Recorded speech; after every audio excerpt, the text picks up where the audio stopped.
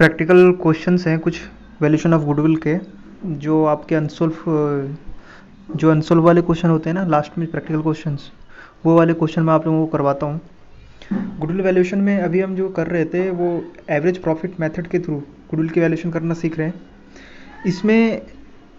इसमें average profit method में दो पार्ट में डिवाइड किया गया है। एक है सिंपल एवरेज मेथड के थ्रू गुडविल का वैल्यूएशन करना और एक है वेटेड एवरेज प्रॉफिट मेथड के थ्रू गुडविल का वैल्यूएशन करना।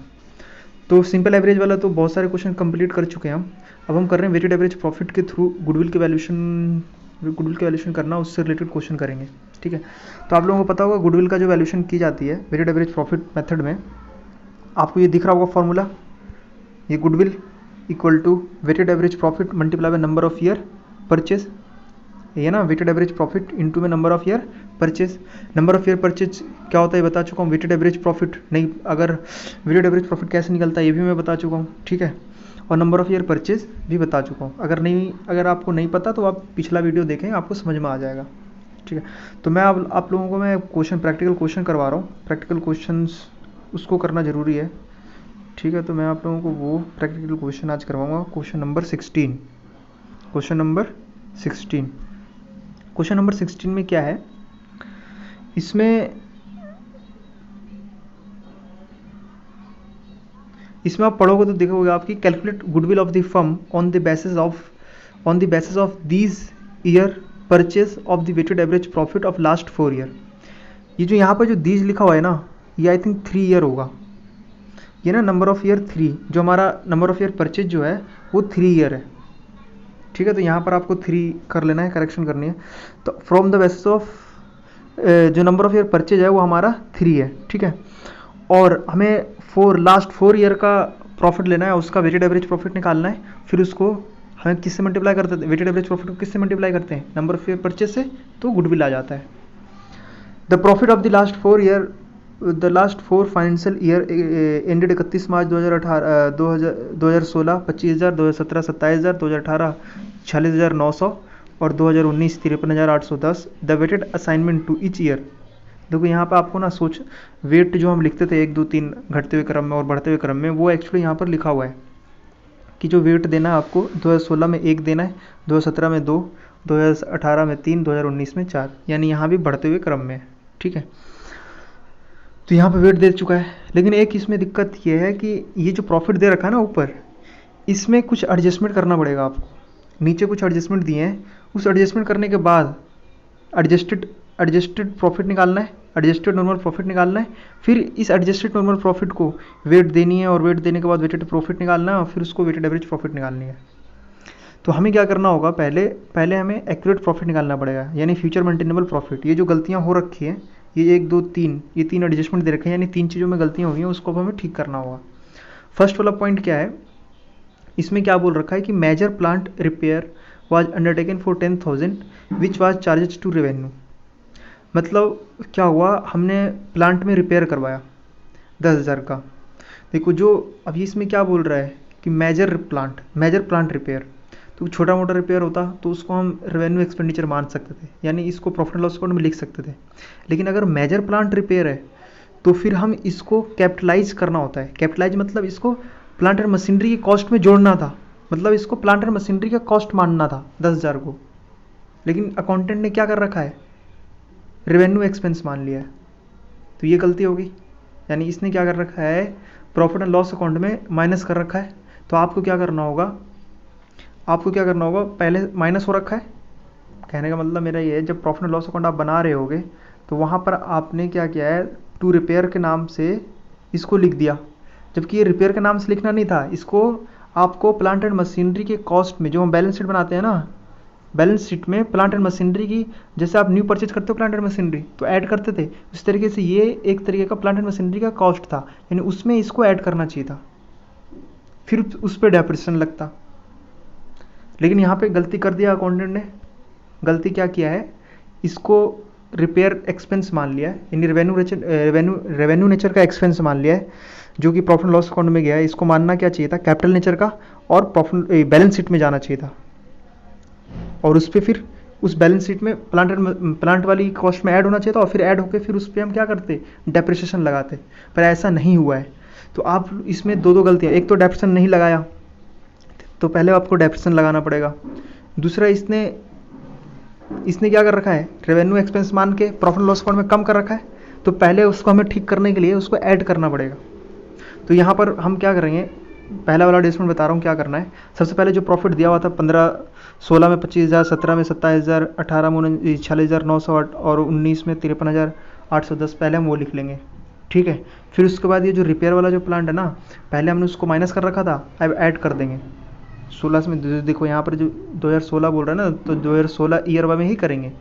ये किस ईयर का गलती है, 2016 ईयर का गलती है, यानी 2016 में इसने रेवेन्यू एक्सपेंस मान लिया, कैपिटलाइजेशन एक्सपेंस को रेवेन्यू एक्सपेंस मान लिया। तो रेवेन्यू एक्सपेंस को अब हमें कैंसिल करना होगा, तो उसको हम ऐड कर देंगे। पहले हमने माइनस कर रखा है, अब इसको ऐड कर देंगे, ठीक है। तो इसलिए 16 यहाँ पे 16-17 में गलती हुआ, इसलिए 16-17 में ही हम इसको ऐड कर रहे हैं।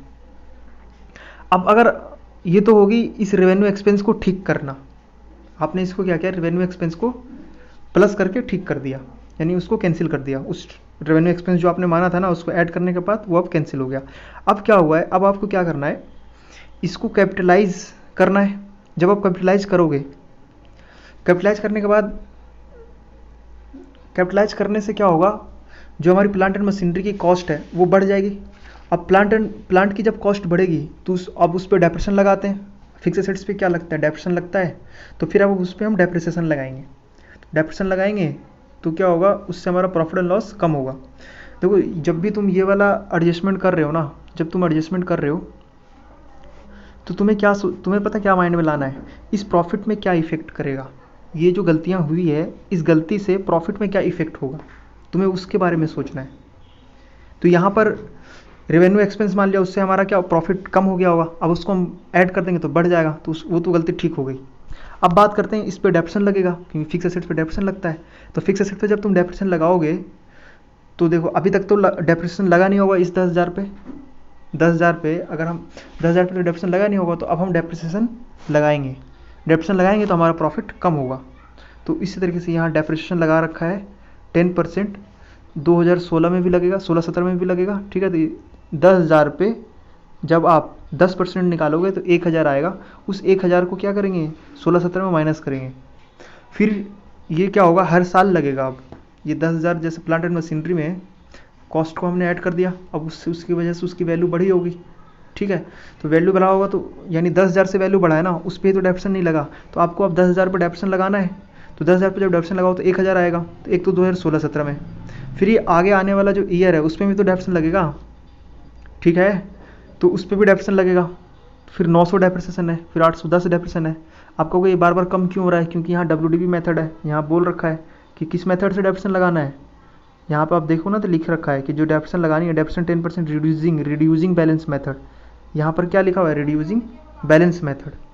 ये देखोगे तो आप यहाँ देखने को मिलेगा कि reducing balance method. Reducing balance method क्या होता है, WDV मेथड। तो WDV मेथड, अब बताओ पहले ईयर में 10,000 पे लगेगा, ठीक है, डेप्रिसिएशन 10,000 पे लगेगा। फिर पहले ईयर में तो 1,000 रुपये लग गया ना, तो बचा कितना, 9,000। अब सेकंड ईयर में कितने वैल्यू पे लगेगा, 9,000 पे लगेगा। फिर थर्ड ईयर में 900 इसमें से माइनस कर दोगे, 900 इसका डेप्रिसिएशन आएगा 10%, तो कितना आएगा, 8,110। तो अगली बार 8,110 पे 10% निकालोगे तो 810। तो इस तरीके से जब WDV मेथड में, आप लोगों को पता होगा 11वीं क्लास में जब आपने डेप्रिसिएशन का चैप्टर किया था, तो WDV में क्या होता है, रिटर्न डाउन वैल्यू मेथड में क्या होता है कि हम क्या करते हैं, जो हमारा कॉस्ट है, अब यहाँ पर 10,000 ही है, 10,000 पे मैंने 10% डेप्रिसिएशन लगाया, 9,000 आया। फिर जो वैल्यू आता है, रिटर्न डाउन वैल्यू, जो वैल्यू माइनस करने के बाद जो आ रही है, उस पर हमेशा डेप्रिसिएशन लगता हुआ रहेगा। तो वही तो हम यहाँ कर रहे हैं, पहले 10,000 पे लगाया, 1,000 आया डेप्रिसिएशन माइनस करने के बाद फिर वैल्यू कितनी बची, 9,000। फिर 9,000 पे डेप्रिसिएशन लगाया, 900 आया। फिर इसको मैं 9,000 में से 900 माइनस करूँगा तो कितना आएगा, 8,110। फिर 8,110 पे डेप्रिसिएशन लगेगा तो 810 डेप्रिसिएशन आया। तो ये वाला डेप्रिसिएशन जो है ये WDV मेथड से निकाला गया है। तो आपको ना यहाँ पर ना माइंड को थोड़ा ब्रॉड करना पड़ेगा। ब्रॉड क्यों, कि आपको यहाँ पे सोचना था कि डेप्रिसिएशन जो है नॉर्मल, आप लोग पता क्या करते, अच्छा सिर्फ 16 में गलती हुआ, 16 का डेप्रिसिएशन लगा देते, बस हो गया। भाई तुम्हारे पास जो प्रॉफिट दे रखा है लगातार दे रखा है 16 17 का भी, 17 18 18 19, तो उनमें भी तो इफेक्ट हुए होंगे। हाँ पीछे ईयर का में नहीं हुआ होगा, लेकिन 2016 के बाद से अब तो हर बार डेप्शन लग रहा होगा। डेप्शन तो हर साल लगाया जाता है, ईयर एंड में हर साल लगाया जाता है, तो इसलिए 2016 में भी लगेगा डेप्शन, 2017 में भी लगेगा, 2018 19 में भी लगेगा। ठीक है दोस्तों, भाइयों बहनों, ठीक है। अब मैं आता हूँ इस पे। देखो ये पॉइंट क्लियर होगा, फर्स्ट वाला पॉइंट क्लियर होना चाहिए पहले। फर्स्ट वाला पॉइंट में क्या था, ये 10,000 को एज अ रिपेयर एक्सपेंस मान लिया था, यानी रेवेन्यू एक्सपेंस मान लिया था, जबकि इसको मानना था कैपिटल एक्सपेंडिचर। तो इसने रेवेन्यू एक्सपेंडिचर मान रखा है, अब उसको हमें ठीक करना होगा। उसको ठीक करने के लिए हम प्लस कर देंगे, क्योंकि पहले माइनस हो रखा है, तो अब हम प्लस कर देंगे। तो हमारा उसको मैंने प्लस कर दिया। अब मैं बात करता हूँ, जब मैं इसको अब इसको कैपिटलाइज भी तो करना है। यहाँ पर दो चीज़ करनी है, एक बार तो उसको कैंसिल करो, कैंसिल करके फिर जो करना है वो करो। कैंसिल कर दिया उस ट्रांजेक्शन को। अब इसको करना क्या था, कैपिटलाइज करना था। जब हम कैपिटलाइज करेंगे और फिर उस कैपिटलाइजेशन वैल्यू पे फिर डेप्रेशन लगेगा, तो डेप्रेशन से प्रॉफिट एंड लॉस इफेक्ट होता है।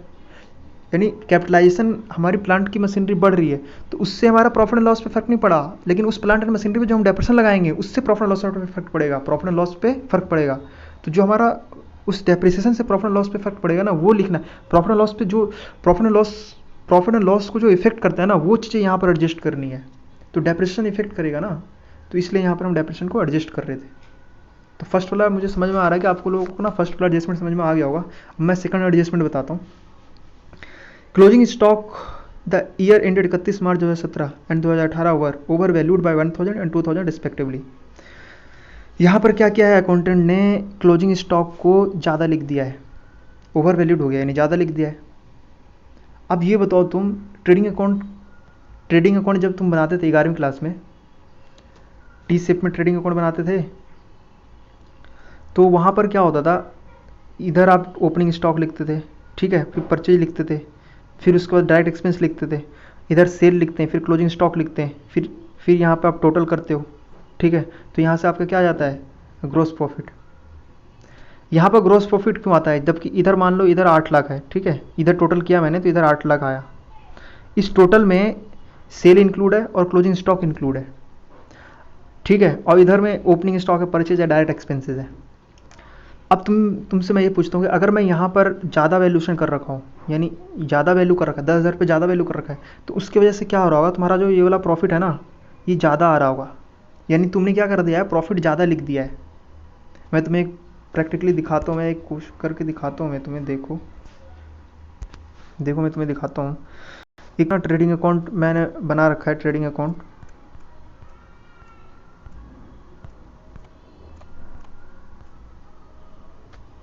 ट्रेडिंग अकाउंट जो तुम्हें सबको पता है ट्रेडिंग अकाउंट कैसे बनता है।